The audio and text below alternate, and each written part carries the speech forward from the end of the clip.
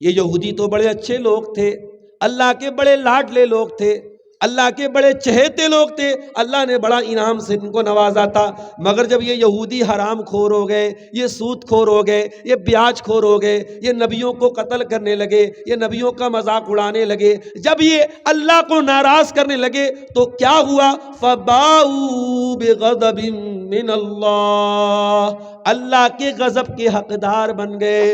او مسلمانوں، کان کھول کر کے سن لو، اللہ کا قانون سب کے لیے برابر ہے۔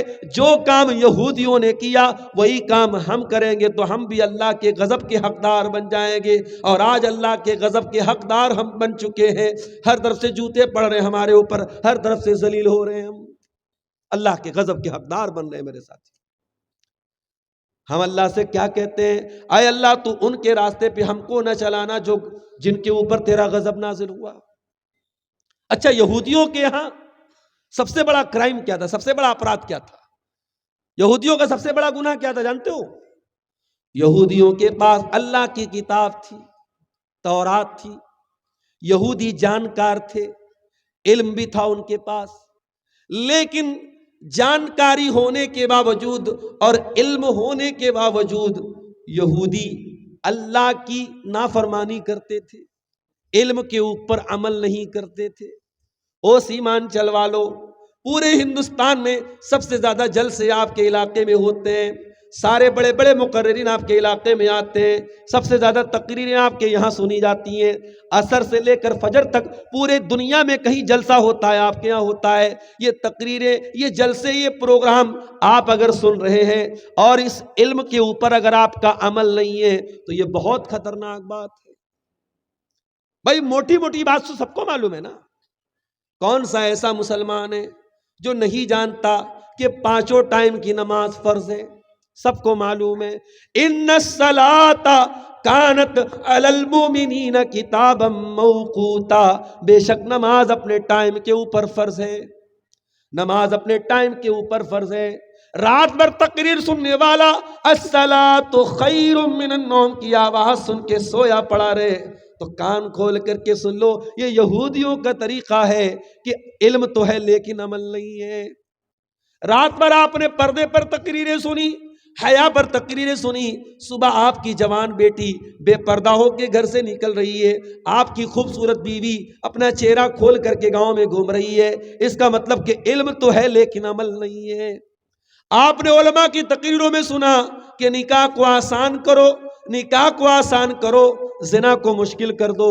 آپ نے تقریروں میں سنا، پیارے نبی نے فرمایا خیر النکاح ایسرہ، سب سے زیادہ برکت والا نکاح وہ ہے جس کو آسان کیا جائے۔ آسان نکاح سب سے اچھا نکاح ہے، مگر آپ نے رات میں تقریر کی، صبح آپ کے گھر میں شادی تھی، بیٹے کی شادی ہے، بھتیجے کی شادی ہے، 100 لوگوں سے بارات بھی لے کے جا رہے ہو، لڑکی والوں سے ڈیمانڈ بھی کر رہے ہو، جہیز کی رقم بھی مانگی جا رہی ہے، کوئی کار لے رہا ہے، کوئی 2 ویلر لے رہا ہے، کوئی کچھ لے رہا ہے، کوئی کچھ لے رہا ہے، باقاعدہ ڈیمانڈ کر کے جہیز بھی لیا جا رہا ہے۔ اس کا مطلب کہ علم تو ہے لیکن عمل نہیں ہے، اور یہ بہت خطرناک بات ہے۔ اتامرون الناس بالبر وتنسون انفسکم وانتم تتلون الکتاب، اے یہودیو تم اللہ کی کتاب کو پڑھتے ہو، تم تورات کو پڑھتے ہو اور لوگوں کو نیکی کا حکم دیتے ہو اور اپنے آپ کو بھول جاتے ہو۔ اے یہودیو، یہ بہت غلط کام ہے جو تم کرتے ہو۔ جو کام یہودیوں نے کیا وہی کام ہم بھی تو کر رہے ہیں میرے پیارے ساتھی۔ کون ایسا مسلمان ہے جو نہیں جانتا کہ سود اور بیاج حرام ہے؟ ہم نے تقریروں میں بھی سنا ہے، ہم نے جمعہ کے خطبوں میں بھی سنا ہے، ہم نے قرآن میں بھی پڑھا ہے، یا ایھا الذین آمنوا اتقوا اللہ وذروا ما بقی من الربا ان کنتم مؤمنین، اے ایمان والو اللہ سے ڈرو، اب تک جو بیاج کا لین دین لے چکے کر چکے، اب آئندہ سے کوئی بیاج کا لین دین مت کرنا۔ فَإِن لَّمْ تَفْعَلُوا فَأْذَنُوا بِحَرْبٍ مِّنَ اللَّهِ وَرَسُولِهِ، اور اگر تم ایسا نہیں کرو گے تو اللہ سے جنگ کرنے کے لیے تیار ہو جاؤ، رسول سے جنگ کرنے کے لیے تیار ہو جاؤ۔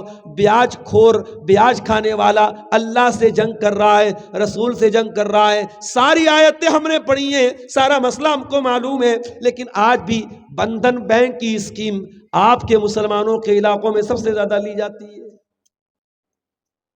10,000 کا قرضہ آپ سود پر لے رہے، چلو بھر پانی میں ڈوب مرنے کا مقام ہے۔ او کروڑ پتی ہو، او قوم کے سرمایہ دارو، او اپنے پیسوں کو تجوریوں میں بھرنے والوں، کل اللہ قیامت کے دن پوچھے گا تو تجوری میں بھرا کرتا تھا، تیری قوم کا غریب آدمی 10,000 کا پیسہ بندھن بینک سے، بندھن لون سے لیتا تھا، وہ انٹرسٹ پر لیتا تھا، بیاج پر لیتا تھا۔ تیری قوم کے غریبوں نے 5-5 ہزار روپئے بیاج پر لے کر کے اللہ کو ناراض کیا تھا۔ تو کروڑوں کا مالک تھا، تو نے اپنے بھائی کی مدد کیوں نہیں کی؟ یاد رکھو میرے بھائیوں، اسلام یہ سکھاتا ہے اگر اللہ نے آپ کو دولت دی ہے اور آپ کا کوئی بھائی ضرورت مند ہے، آپ سے قرضہ لینے آیا ہے، اسلام کہتا ہے کہ قرضہ دے دو اور قرضہ میں کبھی پروفٹ مت کماؤ، قرضہ میں کبھی پروفٹ مت کماؤ۔ قرض کے ذریعے پروفٹ کمانا اسلام کے اندر سود اور بیاج ہے، اور اللہ کے پیارے نبی نے اس سے منع کیا ہے۔ آج مسلمان سود و بیاج بڑے آرام سے کھا رہا ہے۔ آج مسلمان نوجوان بڑے دھڑلے سے جوا کھیل رہے ہیں، کوئی آف لائن جوا کھیل رہا ہے، کوئی آن لائن جوا کھیل رہا ہے، کوئی موبائل کے ذریعے جوا کھیل رہا ہے، کوئی تاش کے پتوں کے ذریعے جوا کھیل رہا ہے۔ کیا مسلمان کو یہ مسئلہ معلوم نہیں ہے؟ اللہ کے نبی نے فرمایا کہ جو جوا کھیلتا ہے گویا کہ وہ سور کے گوشت میں اپنا ہاتھ ڈالتا ہے۔ جس طریقے سے سور کا گوشت کھانے والا ہے ویسے ہی جوا کھیلنے والا ہے۔ کیا آپ نے قرآن کی یہ آیت نہیں پڑھی؟ یا ایھا الذین آمنوا انما الخمر والمیسر والانصاب والازلام رجس من عمل الشیطان۔ یہ شراب، یہ جوا، یہ پانسے کے تیر اور یہ غیر اللہ کے آستانے، یہ سب گندے کام ہیں، شیطان کے کام ہیں، ان سے بچو تبھی تم کامیاب ہو سکتے ہو۔ سب جانتے ہیں ہم، ایسا نہیں کہ ہمیں جانکاری نہیں، ہمیں علم تو ہے، علم کے اوپر عمل نہیں۔